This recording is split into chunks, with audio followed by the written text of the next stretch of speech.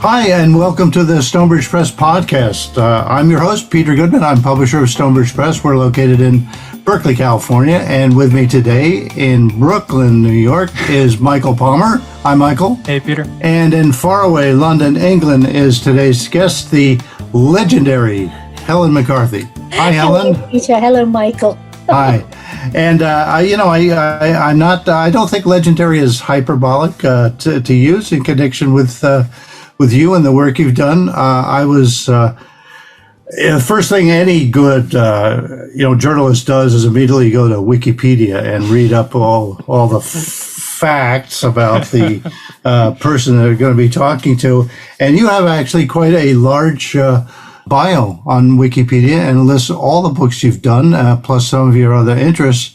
I think you've sort of been in the consciousness of worldwide anime fans actually since before these days. Many of them were born. I mean, you were there right in the very, very beginning. And as a result of that, you became one of the very, very early sources of good information about anime. And also you wrote a whole bunch of the very early books, and some of the titles that you wrote about, this all comes from Wikipedia too. It's 500 Manga Heroes and Villains, Anime, the Anime Movie Guide. And you also wrote something, I guess this is for your own satisfaction and enjoyment, the Erotic Anime Movie Guide. Well, I co-wrote that with Jonathan Clements, whom I've known since he actually returned from his time in Asia as an undergrad and graduated. I see, and that was the first thing he thought of doing when he came back. Was Oh no! He was very, very sweet and innocent before we got our hands on him. But we've been writing together for a while, and I wanted to do a genre book on anime. I wanted to do a book that would establish that this is not a genre, it's a medium that contains genres, and there are genres in anime. And the one thing that you, as both a journalist and a publisher, know is that sex sells. And that was actually the line on which we sold the book. We went to Titan Books and said, we want to do a book together, and we want it to be about erotic anime because sex sells. And Titan said, hell yeah. Yeah, well, very highbrow, high-minded publishing aspiration there. It was a lot of fun. Well, any publisher knows that you can be as high-minded as you like, but without money to back it up. But it was one of the most fun experiences I ever had, because Jonathan and I were actually quite serious about doing a book about an anime genre that explored the genre thoroughly and put it in its context. Yeah, well, I think that's the interesting thing about it, is that you can take a subject matter like anime, and you really treat it as a serious research discipline. I mean, the Anime Encyclopedia in its third edition, and woefully late on a fourth edition, I might say, and that's on me. Stonebridge Press is the publisher of the Anime Encyclopedia, for those who don't know.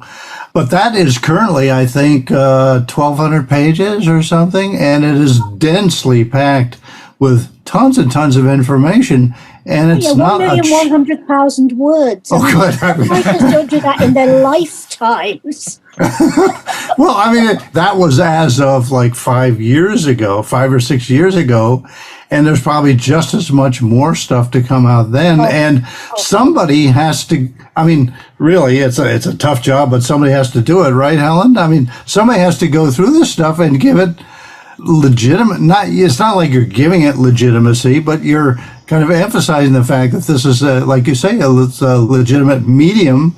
And there's all these different genres, and there's all these different. You don't want to look at it as like anything monolithic, the way, say, Americans used to look at, say, comic books and dismiss them out of hand. Exactly. And the problem is there are so many new genres emerging. Isekai is going to take us quite a bit of getting Jonathan's and my head around when we come to it. And I just don't know how we're going to deal with that, because it creates so many new entry points to anime for many, many different audiences, but it also has its own challenges in terms of where do you slot it into the canon?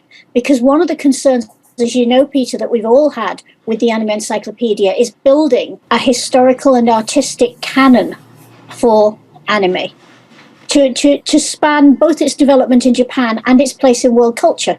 Now, where we are going to put that time I was reincarnated as a slime in terms of its place in world culture, I'm not entirely certain, but I am looking forward to giving it a go. Well, I certainly like to see it. And let's talk about that a little bit, because anime is kind of homegrown in Japan. I mean, it hit America as this kind of weird, exotic, very stylized, hard to follow, sometimes very inappropriate and weird kind of medium. And since then, it's morphed into something that's just huge. I mean, a pop culture phenomenon. And I dare say that a lot of the kids watching anime, reading manga these days, they have no idea and they don't care that it has its roots in Japan or that it came from Japan. And many of the creators are not Japanese anymore, but are working in that style. How has that changed things? Maybe in terms of style, presentation, but also in terms of content, and the medium has blossomed. Is that necessarily always a good thing? I tend to think of the explosion of anime, which of course came very slowly in a series of small explosions, and then a huge dramatic tsunami when broadband spread. But I think of that like the British invasion of American music. You know, there you guys were, you were really happy with rock and roll, and you had Elvis, which God knows was a gift to anyone, and you had some wonderful artists, and suddenly there were these kids from Liverpool, and they loved your music, but they weren't going to make it. They were making their own, and suddenly, overnight, the world changed.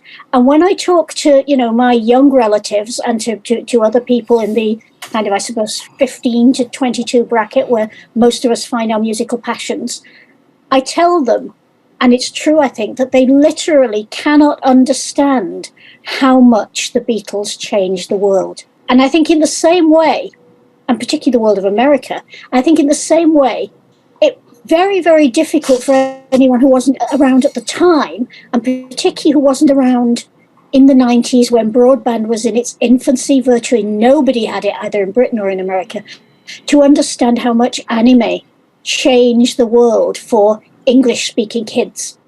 That's interesting. I was in 8th grade English class, I remember, when my teacher looked at her watch and she said, "The Beatles have just arrived at LaGuardia Airport." So that kind of dates me, but I know what you're talking about. But that does point up one of the differences, which was the invasion of the Beatles was kind of an orchestrated promotional event, and it had a huge impact almost immediately. The incursion of anime into the American or the Western psyche was a bit slower, I guess a little subtler and a little bit under the radar, wasn't it? Well, it was rather slower because there was no genius orchestrating the marketing of it. Carl Macek, God love him, would have loved to be that genius, but he just didn't have the money or the leverage at the time. And given what Carl and Jerry Beck and everybody else at Streamline and everybody at Harmony Gold did with what they had, it was quite remarkable. But really, as Tezuka saw back in '63 when he sold Astro Boy to American networks, what you had to have for anime to really, really work in a new country was TV. And if you didn't have TV, you didn't have anything. But of course, anime in the 60s was suffering from the major disadvantage that it was largely denationalized to put it into American TV. It was all about science fiction, and science fiction doesn't have to have a nationality. In space, we're all aliens, really. But being about science fiction and being about robots, once you stripped away the Japanese voice actors and the Japanese accents and any Japanese signs, what did you have to tell you that this wasn't just another American cartoon? You had the idea that it was a really, really great cartoon, one of the most exciting cartoons you've ever seen. But you're a kid, like when I was 10, I didn't wonder where cartoons came from. They just came from the TV, and I sat and saw them.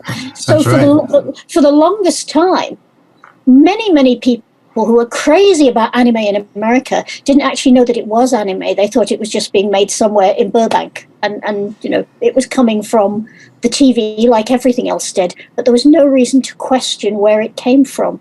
It wasn't until fans, and I pay particular tribute here to the CFO in American bases in Japan, fans began to send back the more subversive stuff and the more undiluted stuff and circulate it, that this little underground movement grew up of people who said, yeah, we love the anime we've seen on TV, but we know that it's just the tip of a great iceberg, and here it is. And it took so long to come into public consciousness because technology. Well, I remember, Fred Patton was also one of our authors, and he used to talk about those meetings that they would have, and they would have, like a TV set up, and everybody would kind of gather and watch, and then somebody would have prepared like a really cheap, probably bad translation so that they could follow along. For a while, it's my understanding that the production studios in Japan, who were very mindful of piracy and whatnot, they let this stuff go on because, for one thing, it wasn't of large commercial impact, but it also helped establish the medium among fans. How do you think that process all happened? It happened because those fans got together in living rooms and clubhouses and church offices and wherever they could find a space, and colleges too. Colleges were really important. We did the same in Britain. I mean, Steve and I used to have Sunday afternoons once a month in our house, anything between 15 and 30 fans, depending how many people showed up and how many we could cram into the living room, sitting around the TV, just an ordinary little TV, for 6, 7, 8 hours, sharing snacks, just watching anime, sometimes watching terrible fifth generation handheld shaky copies of anime with no subtitles, because it was what we had. And those people started going out to conventions. In America, it happened before we did it in Britain. Our first animated convention that we know of was 1990. But then people started pitching it at conventions, and it spread so slowly. But again, because technology, because the internet was in its infancy, and there were things like bulletin boards running, but not everybody had a computer at home. I mean, 1990, the number of people that actually had computers in their homes in Britain and in America was tiny. And nobody had fast access. Everybody had dial-up internet. So your line would go down, you couldn't overload it, all sorts of issues. It wasn't really, we built the foundations, we built the die-hard troops who were going in to infiltrate the masses. But until we got a fairly wide spread of broadband, we were never going to capture the English-speaking world with anime, for the simple reason it wasn't on TV. And if you look at the experience that they had in France, in Italy, in Belgium, where anime was on TV from the late 70s, early 80s, and it took every school by storm, that was why the industry grew so much faster over there, because it had the perfect free advertising for Japanese animation in the corner of the room every day, exactly as the Japanese had it. At a certain point, it did become a commercial success. Who do you think were the companies or the individuals that were able to kind of move it from this huge fan but still kind of underground-based phenomenon to something that was more present in the culture? Well, I think in America, you'd have to say that although there was a proliferation of companies and there's some people doing great work there, to me, looking in from outside, it seems like the two biggest influences in the beginning were Animego and Viz. Viz had the great advantage of being a subsidiary of a Japanese company and having a number of Japanese-speaking staff. You would be surprised. No, you wouldn't be surprised to know that almost no, in fact, I think no English labels in the 90s had any Japanese-speaking staff. But Viz had that core, and that was a great advantage. And Animego, of course, Robert Woodhead's company, was dug in to the idea of providing the best of anime in English. And they had some wonderful English-speaking staff, the great Michael House, who is one of my translation gods, being among them. So once you had that in America, you had a base where you not only got two companies that knew about marketing and knew about merchandising, but could also interface directly with Japanese companies and get stuff that they knew would sell to this new audience. In Britain, we had Manga Entertainment, of course, who originally were Island World Communications, and they were a spin-off of a record company, huge record company, Chris Blackwell's Island Records. So again, they knew about marketing, they knew about merchandising, merchandising. They knew about grassroots campaigns. They knew about spreading things in subculture audiences. And they could take that expertise, and even without the advantage of Japanese contacts and Japanese knowledge that the American companies had, they could go to Japan and say, look, this is what we do with records. Would you like us to try doing that with your videos? And, that was obviously an attractive offer. But even they didn't take off like they've taken off now until we got both TV screenings and broadband. Jonathan and I have talked about this a lot, Jonathan Clements and I, and time and again we come back to the fact that the whole history of anime is tech-driven. Money-driven, obviously, because every industry is money-driven, but the whole history of anime is tech-driven. All the big leaps are preceded by a development in tech that enables them. Look at the spread of anime on video. That didn't happen until the spread of the home video recorder. How could it? But suddenly we had a whole industry that could make anime that was too edgy for TV and put it out on home video to very, very niche audiences. We then got the huge leap that came when we moved on to disc, and you could get more content at higher quality on a medium that was more accessible and easier to store and easier to carry. And now, of course, we've got streaming, which means you don't have to make any commitment at all beyond owning a handheld device or a desktop device and being able to go online. Of course, just because you can do something doesn't mean that you should do it, and doesn't mean that if you do it, it's going to be successful. So the means of getting stuff out there cheap and fast is there, and maybe that's created a huge amount of stuff. But what keeps it popular, I guess? I mean, just like I say, you can put all this stuff out there, but it doesn't mean anyone's going to watch it. It still has to maintain a certain level of quality, don't you think? Well, I think perhaps quality is nice. If you get quality, that's great. But appeal doesn't really. Yeah, maybe quality is the wrong word. You sort of have to satisfy people's expectations in a way. Yeah. You have to give them what they want. You have to give them what they want or surprise them with things they didn't know they wanted. And a combination of the two is a killer. And one of the things that anime has always been good at, and has been good at long before streaming, long before the West, is repackaging the things that they know every generation wants in that generation's preferred outfits. If you look at Dragon Ball built on many fight shows and hero's journey shows that came before it. But Dragon Ball packaged these in such an astonishing way. It took the gaming tournament, boss levels, multiple fights that kids were getting hooked on, particularly young boys, and it packaged them in a way that was so seductive and so clever that really almost every major shonen show since then has been a rerun of Dragon Ball.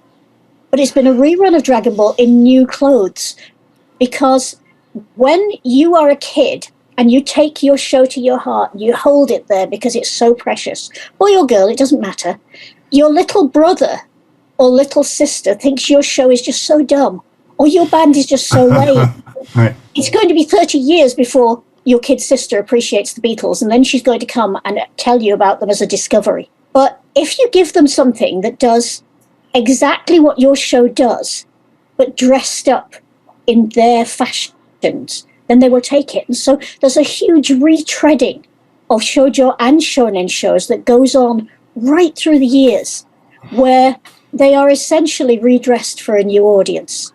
Well, I mean, I guess that's a point. I mean, you do have a new audience coming along every 5 or 6 years, right? Yep. You have a whole new bunch of people. But what you're talking about brings up another question that's of interest to me, and that's, to what extent do you think now the new productions are being designed really with an international audience in mind? And to the extent that's true, are they getting feedback from, say, producers or commercial promoters in the US and in the UK?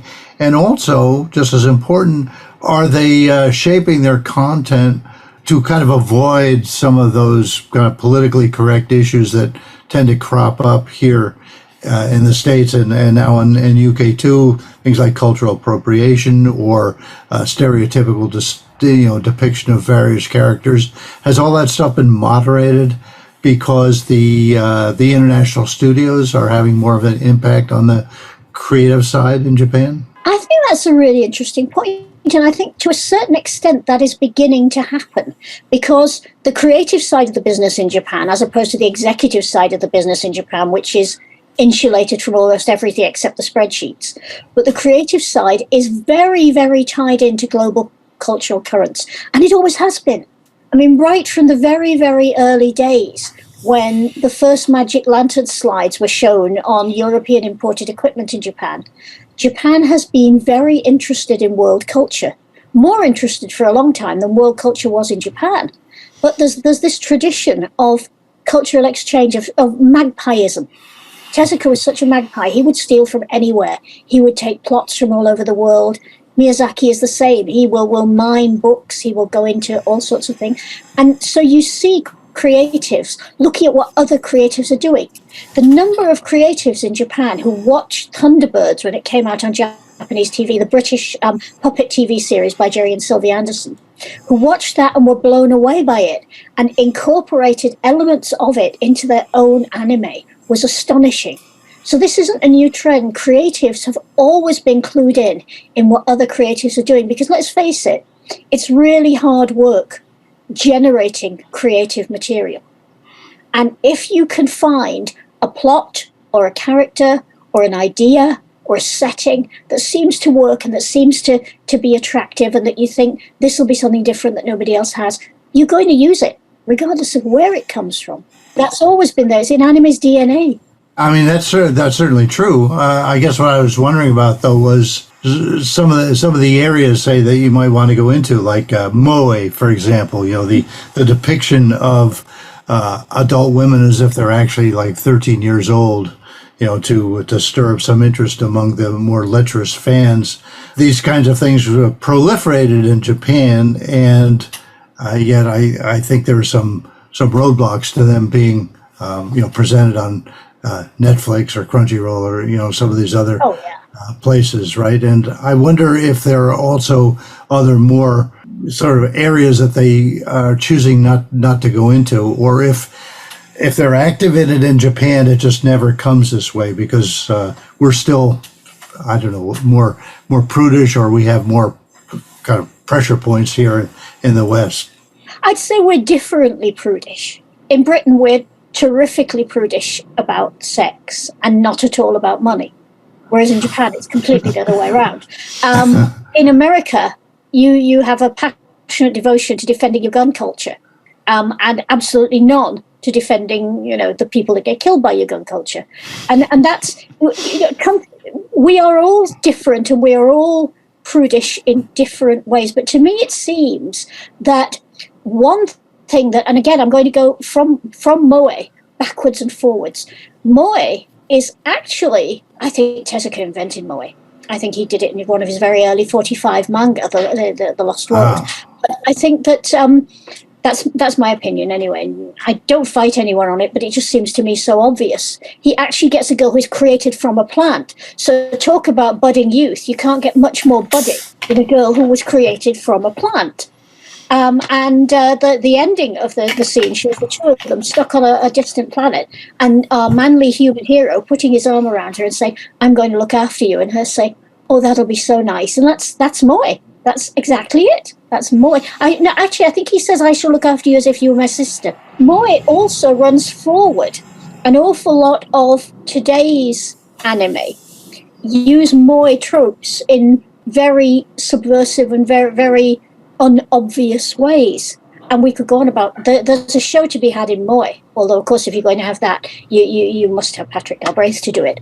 But I think that where we are at the moment is that there are a good many, as you rightly say, anime coming out in Japan that we don't see, because as it was in the beginning, our commercial companies don't think that there's a market there. Commerce has been a lot less adventurous than the fan base in many ways. It's always followed the fan base rather than leading the fan base. Back in the 90s, everybody thought that only violent, ultra-hyped boys shows would sell. And we started sneaking in smaller shows, bit by bit, things that were quieter. Do you know what the worst selling anime in England ever was? No. Slow Step. Slow Step, which is about a girl's softball, based on a girl's softball manga by the great Mitsuru Adachi, who did Touch. Slow Step is an absolutely gorgeous little show. It's beautiful, it's got heart, it's got sensitivity, it's got silliness, it's got an insight into everyday life in Japan at the end of the 20th century.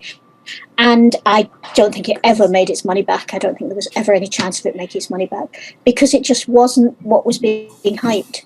And in the same way, although now we've got a wider range of things that are being hyped, it's always following what they think fans will buy. Very few companies are truly adventurous and will go out and take the big chance and say, this is just so good, everybody's going to buy it. Of course, Manga Entertainment did that with Akira, but then anyone who couldn't see that Akira was going to explode culture didn't have eyes.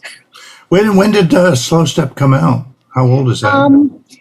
Mid-90s, about 97, 98, I think. I see. But it had to be before that, because it was out before Anime UK closed, and Anime UK closed in 96. So it would have been around 95.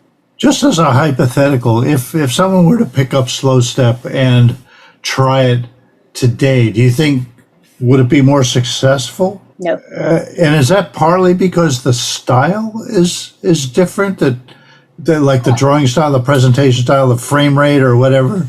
It's made a huge difference to many older anime that they just don't hold attention. But it's not just a matter of frame rate, it's a matter of story pacing. One of the things that I think is shifting in some areas of anime, and in fairness, shonen manga has always been fast, shonen anime has always been fast. I think shonen pacing is much more in tune with what Western audiences expect. And the pacing of some of those older stories, those slice of life, very laid back stories, is not what a modern audience would go for. But again, I think that if you got it on streaming, where people just flick on it and think, I'll sit and watch this because, I'm tired and it's late and I can't be bothered to change channels, its charm would have a chance to grow on people. Whereas if you have to go out and seek out an episode at a time and buy it or download it, you haven't got that same amount of time and space to fall in love with the characters. Anime like Slow Step, many shoujo anime, many a slower anime, rely on people seeing it on TV and becoming familiar with it. Like, when a neighbor drops around, you don't always want to chat to them, but you enjoy their company. And they're the kind of anime that insinuate themselves into your lives quietly. And I don't know how much space the modern streaming environment has for those. Well, you seem to be kind of making the same distinction that people make between big Hollywood buzz films and the slower indie films. And of course, there is a huge market for independent filmmaking. It's not as big as Avatar or Pacific Rim or something like that, but it costs a lot less to bring them to market and also to create them in the first place. Is there something like that with anime as well, where there's a big commercial market, all the big players, but then there's still kind of a quality underground market that is, it may be underground, but nevertheless it's accessible to streaming just as much as anything else? Well, there are quite a lot of companies now that manage to balance the two. I think the big streamers, it seems to me, and this is just me, maybe it's arrogant, it seems to me that Netflix and Prime really still don't know what they're doing with anime streaming. They're doing what companies in Britain and in America went out and did in the very early days. They're just buying up bundles of stuff or commissioning bundles of stuff that they think will follow the trends, instead of doing what they do so well in live action, which is to take a really great idea and nurture it and let the creators run with it. I mean, Vikings. I am in love with Vikings. I was crazy about Vikings. The fact that this show actually cared enough to, in its second season, let me walk around Merovingian Paris, which is something I've wanted to do since I was a kid studying history at my campus school. That just blew me away. Anime that does that could do incredibly well on that underground market. And are there people working in that and bringing it to market? Sadly, no. I mean, if you were to talk to the science fiction novelist Ada Palmer, the historian Ada Palmer and the Tezuka historian Ada Palmer, all three in one. She's a trinity in herself, that girl. If you were to talk to her, she would tell you that she has an entire shelf of manga about Cesare Borgia. Multiple series approaching him from every angle. You can pull manga off the shelf about everybody from the great Saracen leader Saladin in the Crusades to Sherlock Holmes's archenemy Moriarty, and find different takes on them. Now, they would all make really intriguing anime, really beautifully worked anime. And if Netflix or Prime wanted to do something really interesting, they would look at one of those and say, let's get a smart, snappy studio and market them. Where the money is for them, where the real opportunity is for them, would be, in my view, in co-production of shows in more interesting niches. Can I pitch you? Of course. I have no money for you, but sure. No, but my favorite anime pitch, maybe somebody listening to this podcast will pick it up. Netflix, Prime, anyone out there. Okay, if you're listening, there is a manga, listen up. Which is the longest running manga in Japan.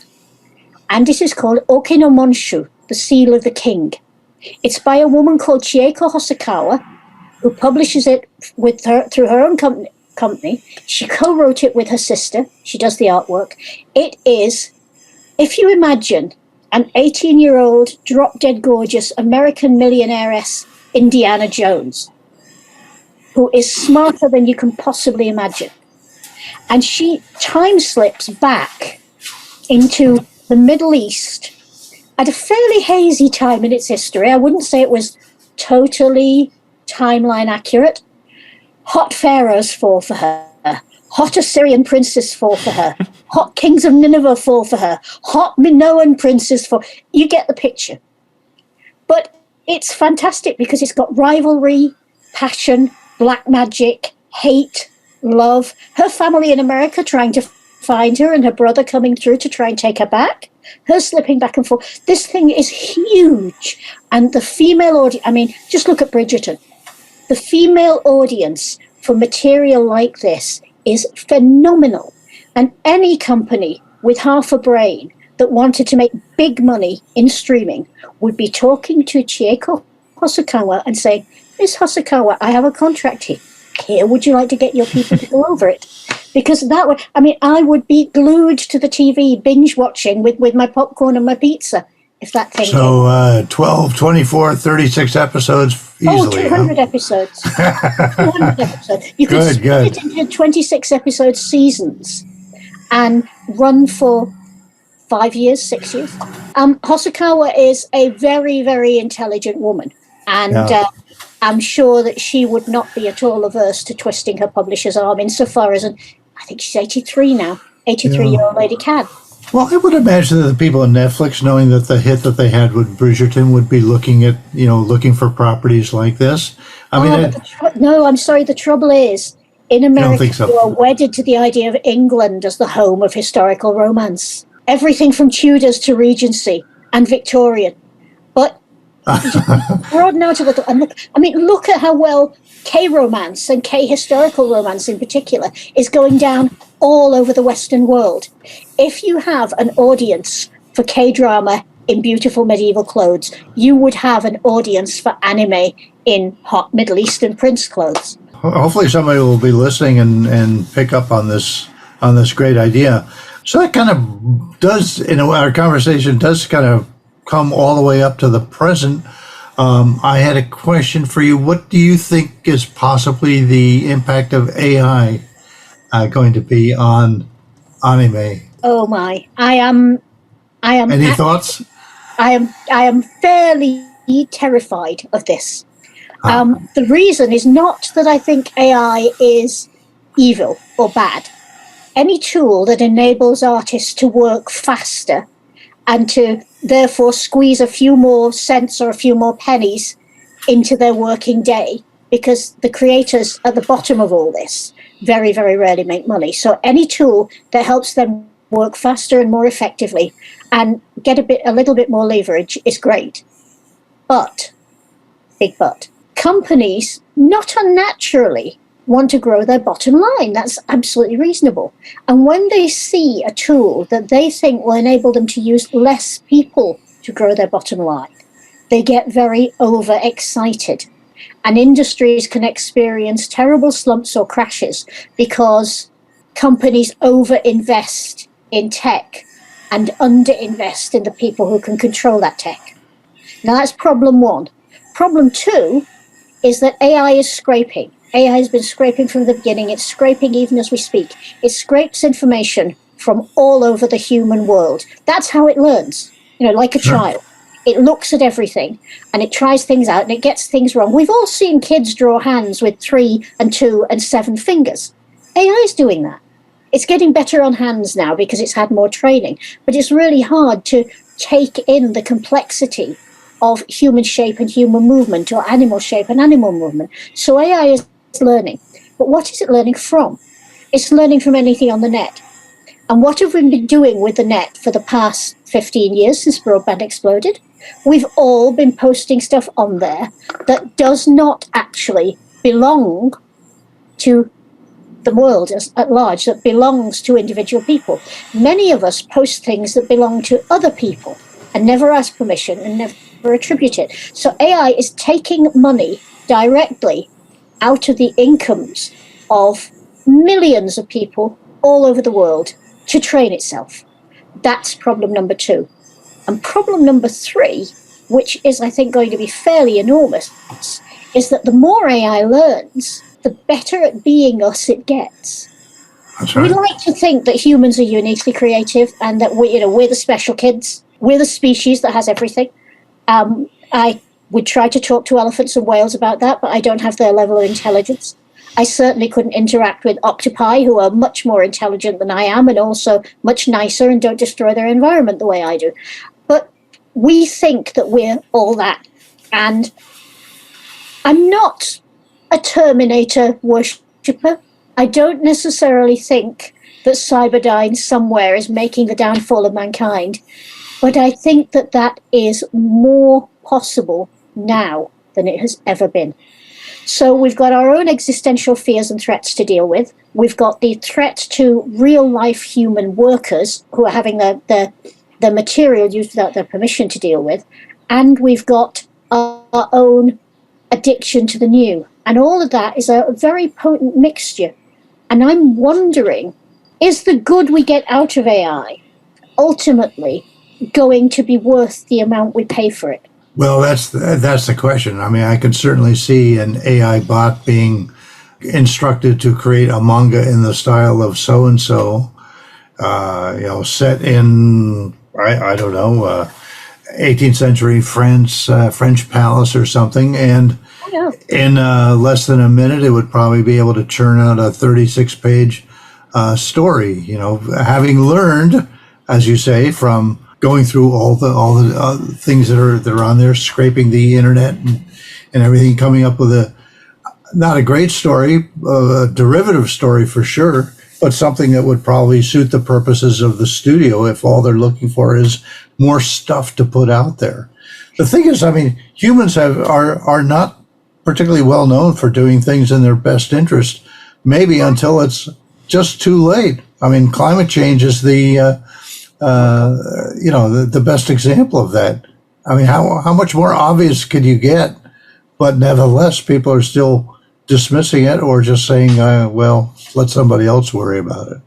Well, the somebody else will be our children. I guess the thing is, how does a medium like this that really depends on individual artists, has a worldwide market, how does it sort of manage itself to make sure the artists are well paid, that there are more artists coming along, that the artists are encouraged to work independently and not just, riff off what somebody else is doing, and nevertheless still be of interest to the large commercial outlets who these days are the only ways that this stuff can get worldwide proliferation. I mean, it's a real tension that's building up, and of course it's not just in manga, but it's in fine literature. Poetry sort of gave that up a long time ago, So no poet ever expects to make money from their poetry. No. And actually, I mean, we just sort of stumbled on this, but you were saying that you've been practicing poetry now. You've been writing haiku yourself. I've been a poet all my life because I was raised in a family that revered and loved all words, especially poetry. But I started writing haiku in the early 2000s. Uh-huh. I've been aware of haiku and I've been reading haiku for a long time. My old history teacher, who is a really remarkable woman, was passionate about haiku. And she would bring in translations for us and read them to us. And a friend of hers at Liverpool University was very into haiku. They had a kind of, I suppose it would be kind of a Heian haiku appreciation love affair between a nun and an elderly academic. That's a manga in itself, isn't it? Yes. But no, I love the discipline of haiku. I love that you have to do everything you want to do in a very, very small space with very few words. It's like taking a mobile phone snap. You know, you see all these guys out there with their enormous 2-foot lenses and their multiple camera bodies and swapping things around. And sometimes the shot that you just take like that on your iPhone or on your handheld crappy little old Nokia can be a heartbreaker. And for me, haiku is that. You know, it can, something very small can break the heart far more effectively than something very large because it is so fleeting. It's kind of mono no aware built into poetry. Are you of the school that relies on like the not instant so much, but the quick reflection written down and there's your haiku, or do you sort of have this moment and then you reflect on it and then it sort of comes out after a period of long reflection? It depends on the haiku. Sometimes a poem just walks up to you and slaps you in the face and says, right, that's it, here I am. And sometimes a poem edges around the door and takes a while and coughs and hums and shifts its feet and isn't quite sure what it wants to wear. And you have to give it a bit of a hand. So the interesting thing is being open to whichever type of poem you have and not trying to impose yourself on a poem is a great mistake. Trying to impose yourself on a haiku is an even greater mistake. What you've got to do is let the image and the idea work through you, move through you, and pick up your experience and your feelings on the way. And then your job as the poet is to put it on the page in the form that is least dependent on you and only uses the best of you to let the image really shine. And sometimes, as I say, the poem will do that for itself. So, I mean, you obviously have the soul of an artist, and so you can appreciate all the artists who are kind of struggling out there to get their work done. I know you've been very vocal about issues like copyright protection. Mm-hmm. And do you think that things are tightening up? I know that Europe, I think, is a bit more diligent about copyright protection than the States are. Don't know about more diligence. I think perhaps it's had more time to get its head around the job. It seems to me that if I could give one piece of advice to every young artist, every young creator, regardless of their field, it would be join a union. And if there isn't a union, make one. As you can see in America at the moment with the Screenwriters Guild and the WGA, right. Unions are the only defense of artists, because very few of us will ever have, I mean, nobody messes with J.K. Rowling because she's richer than God. But and she could sue anybody she wanted to, and she could counter-sue anybody she wanted to. Are you kind of referring to the Harry Potter dictionaries that came out for a while? Yeah, that and other things. But people will quite happily rip off artists with lesser profiles and, more importantly, lesser fortunes and less protective publishers and less good legal armory. So for me, I joined the Society of Authors, which is one of the two British writers and creatives trade unions that work mainly with words. Although I shouldn't say that because we embrace cartoonists and comic writers and illustrators as well. But the Society of Authors has been around since the 1890s. They've got quite a lot of experience of dealing with exploitative individuals because, honestly, now is exploitative, but back in the 19th century, that was really, really bad. And if you join a union like that, most of them have entry-level fees and will help out people who aren't making much money, which is the majority of their membership, by not asking for such a big subscription. And most of the better off authors are happy to pay a bit more to subsidize people who pay a bit less.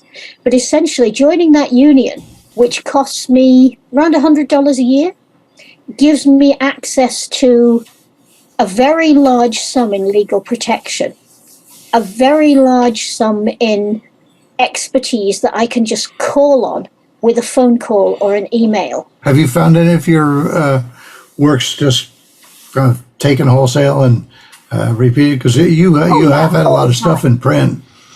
Yeah, Digital Millennium Copyright Act was Bill Clinton's curse on the creative classes. It's you, as you know, Peter, because you've done this, I'm sure. You can send a takedown request, and the site that's ripped you off in 7 languages then has, and you have to send a separate request for each language. The site that's ripped you off then has 7 days to take that down. That gives them lots of time to make sure that 15 other sites pick it up and move it on. I've kind of stopped doing that. It's just not worth it. Yeah, that's it. It is impossible for a single individual writer or a small publisher or even a medium-sized publisher to put that amount of time into protecting their rights. So the defense against AI is the same as the defense against copyright ripoff. Unionize, get together, and that way you pool all your very, very small, this is all I can spare this month amounts, and you get enough to actually have collectively access to proper legal advice. Well, AI is kind of interesting. It's the first time that I've noticed where, the technocrats, the business people are going to the government and pleading for regulation. Every technocrat likes free enterprise when it benefits them, but no technocrat likes free enterprise when it takes money away from them. Yeah, and they can see that this is just a license to steal, basically, or to copy. Just to interrupt you there, Peter, though, I love the US Copyright Office decision that is going to help a lot of people. The US Copyright Office in, I think it was March this year, but I could be wrong on the month, published an opinion saying that any creative work done primarily by AI is not human creative work. The thing that makes human creative work individual is human input. So, Netflix can go and get their AI to scrape the text of a huge series. But what they can't do is copyright it.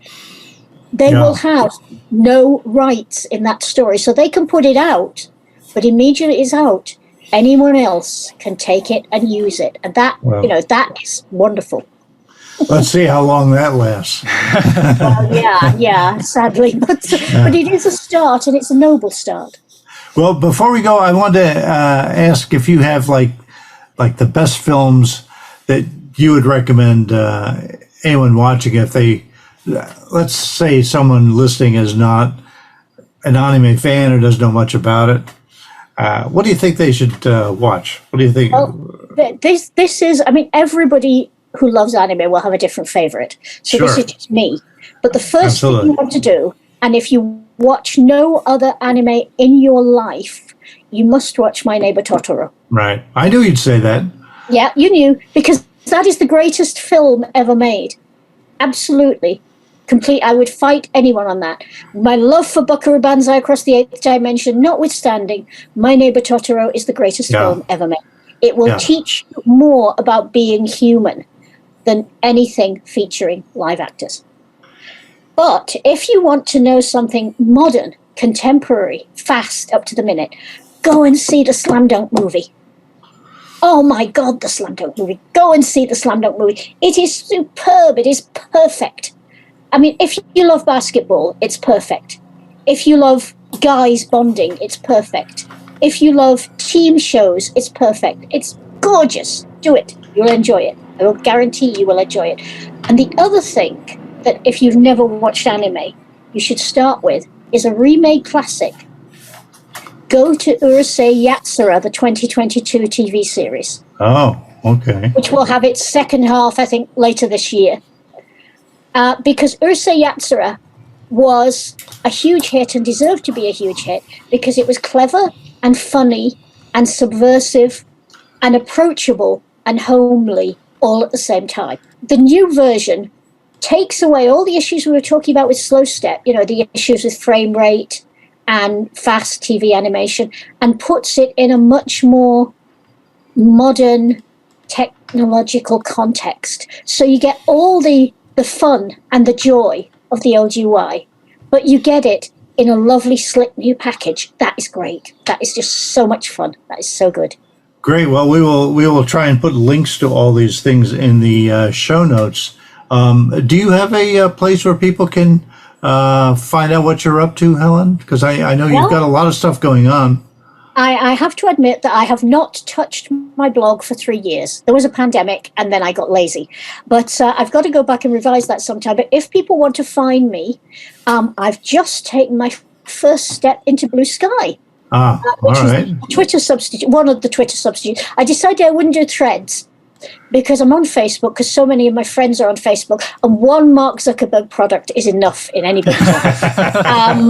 And also Threads, I'm not an early adopter. I watch friends who are early adopters and learn from them. And Threads doesn't seem to work quite as well as one would hope. I think there's still quite a long way from a proper beta version of Threads.